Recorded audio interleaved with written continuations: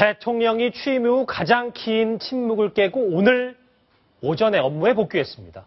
대통령의 건강은 원래 국가 기밀이라고는 하는데 사실 모르는 사람이 없었죠. 대통령 위경련과 인두염 진단을 받았는데 오늘 글쎄 건강은 좀 회복했는지 모습은 어땠는지 참 궁금했습니다. 이남희 팀장, 네. 대통령의 건강 이제 괜찮은 겁니까? 일단은 화면을 보면은 그 시청자 여러분께서 잘 판단을 하실 수 있을 텐데요. 네. 박근혜 대통령이 오늘 그 발언을 시작하면서도 목소리가 아직 조금 이상한데라면서 말을 시작했습니다. 그 모습은 잠시 뒤에 보실 수 있으시고요.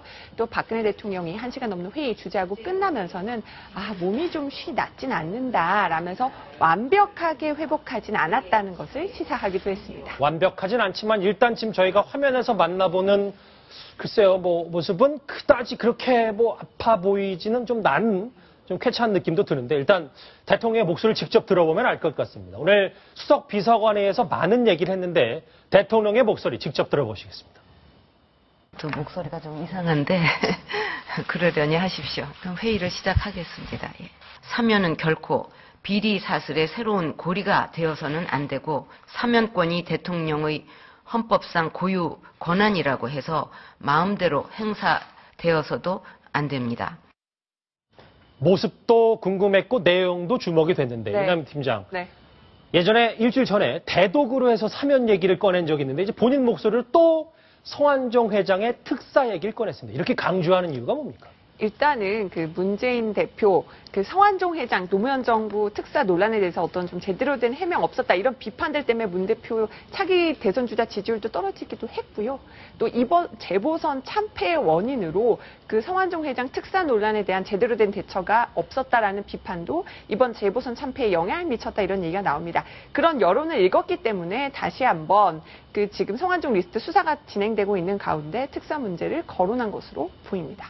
이남희 팀장이 제 옆에 표가 있는데 이제 네. 그래프가 있는데 한번 분석을 해서 어쨌든 아주 미세하지만 오르긴 올랐습니다. 맞습니다. 4.29 재보선 어쨌든 새누리당에서 승리를 거머쥐어 완승을 했기 때문에 바로 박근혜 대통령의 지지율도 보통 40%가 콘크리트 지지율이다 이렇게 얘기하는데 40%에 가까운 39.4% 정도까지 그러니까 지난주에 비해서 2.6%포인트 상승을 했고요. 부정평가는 조금 줄었습니다. 어쨌든 조금씩 아주 조금이지만 약간의 상승세로 이제 반등을 했다는 얘기인데 제가 사실 오늘 오전에 본 기사 중에 가장 눈길을 끌었던 기사가 있습니다. 바로 오늘 총리실에서 작성했다는 차기 국무총리 후보군 명단이 보도된 건데요.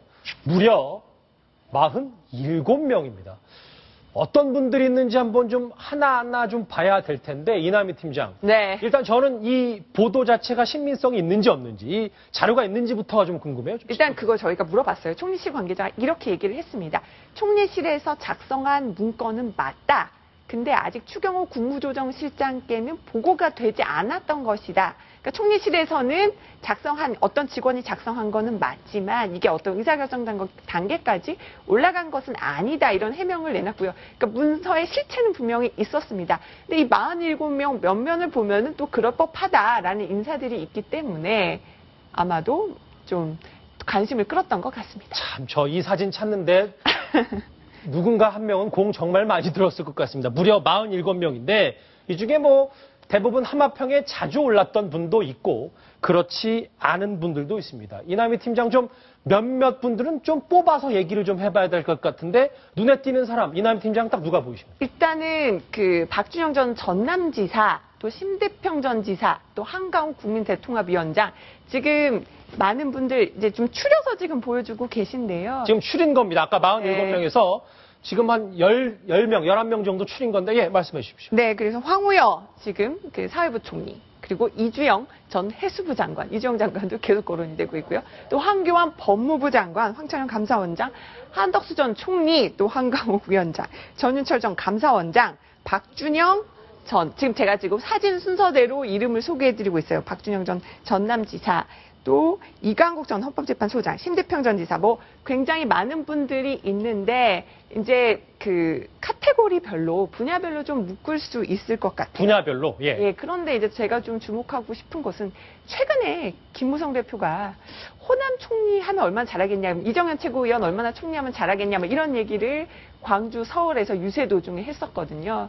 그래서 뭐 호남 총리론으로도 좀 묶어볼 수 있을 것 같고요. 지금 화면에서 묶은 그 카테고리가 바로 이제 호남 총리 후보군이다, 이런 설명들도 드릴 수가 있겠습니다. 박성원 논설위원 짧게 부탁드리겠는데 어쨌든 이렇게 하마평에 오르는 후보군들 가운데 눈에 띄는 사람 박성원 논설위원은 어떻게 보고 계십니까?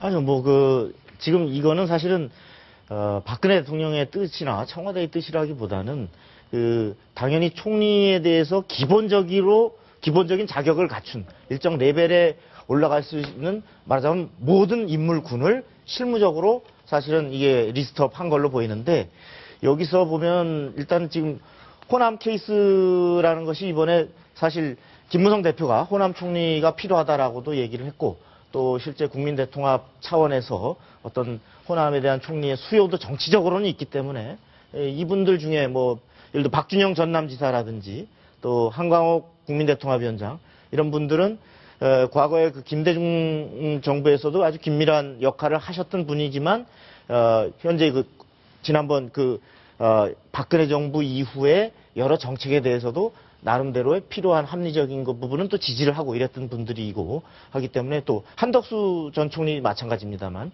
가능성이 있다고 보고, 여기 호남 케이스로 좀 한 사람이 빠졌다 싶은 분이 저는 누구입니까? 김황식 전 총리.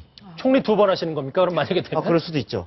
그러니까 이명박 정부 때 사실 호남 케이스로 발탁을 했는데 초기에는 뭐 크게 존재감이 있겠나 싶었는데 상당히 어쨌든 실무 장악력도 상당히 높았고, 그래서 총리로서의 실무 능력도 많이 평가가 좋았고, 야당에서도 그래서 결국 평가가 좋은, 그래서 직선제 이후에 2년 5개월이라고 하는 장기. 네. 최장기 네. 총리. 최장기라기엔 좀 쑥스럽지만 우리가 그만큼 총리가 단명했으니까 그랬던 분도 여기에 후보로 넣을 수 있지 않을까 싶습니다. 예. 그렇군요. 지금 사실 이 총리론 말고도 정치권이 가장 뜨거운 게 바로 이 공무원 연금 개혁안, 이 국민연금과 같이 맞물리면서 상당히 논란이 되고 있는데 저희가 먼저 영상으로 준비를 해봤습니다. 함께 확인해 보시죠.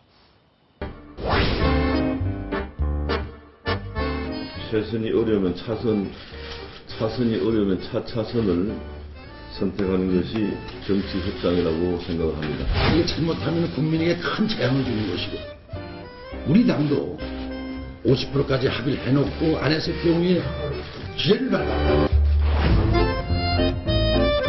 저는 지난 목요일날 이 자리에서 문제를 같이 논의하자라고 얘기했습니다. 근데 우리도 언론 보고 알았습니다.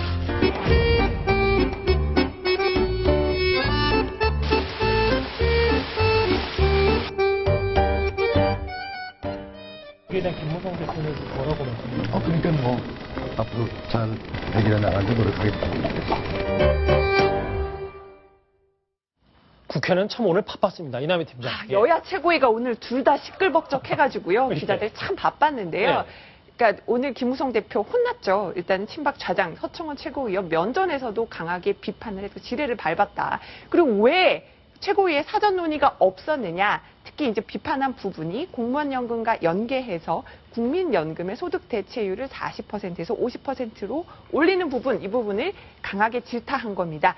원래는 새누리당의 최고위원 회의는 오늘 8시 반 정도 시작되기로 했었는데 바로 이 비공개에서도 이 질타가 길어지고 논의가 길어지면서 회의도 15분이나 늦게 시작했습니다. 지금 저희가 주제로 잡은 제목이 이제 승장 무대, 그러니까 무성대장 김무성 대표의 3.1천하인데 네. 박성원 논설위원. 네.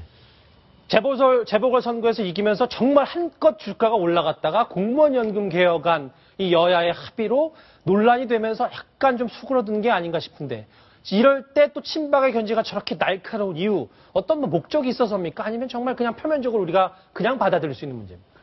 네, 김무성 대표에 이어서 유승민 원내대표까지 비주류가 당을 장악한 이후에 특히 친박 비리 게이트로 친박들의 세가 상당히 위축돼 있었잖아요. 이런 상황에서 4.29 재보선에서 4대 0이라고 하는 압승을 거두면서 김무성 대표가 향후 내년 특히 총선 공천을 앞두고 당을 완전히 장악해서 공천권을 행사할 것이다. 더 나아가서 지금 이번에 여야 합의 과정에서도 보듯이 과거와는 정반대로 오히려 당이 청와대를 제끼고 주요한 국정 현안에 대한 결정을 해버리는 이런 상황을 만일에 좌시할 경우에는 완전히 국정까지도 레임덕에 빠질 수 있지 않을까라고 하는 부분이 친박들로서는 필사적으로 이 부분에 대해서 특히나 결코 이것이 잘된 합의가 아닌데 예. 무엇이 잘못됐는지를 분명하게 짚고 넘어가야 되겠다. 이런 하나의 계기로 삼는 것 같습니다. 알겠습니다. 자, 이 김무성 대표도 이 재보궐선거에서 이제 주가를 높이더니 약간 좀 주춤한 모양새인데 김무성 대표가 또 어떤 이 연금 개혁안에 대해서 뾰족한 방법을 내놓을지도 저희도 한번 주목을 해 보겠습니다. 다음 주제는 말이죠. 야, 세상에 이런 사건이 있네 싶을 정도로 눈에 띄는 소식 준비했습니다. 다음 주제 바로 공개합니다.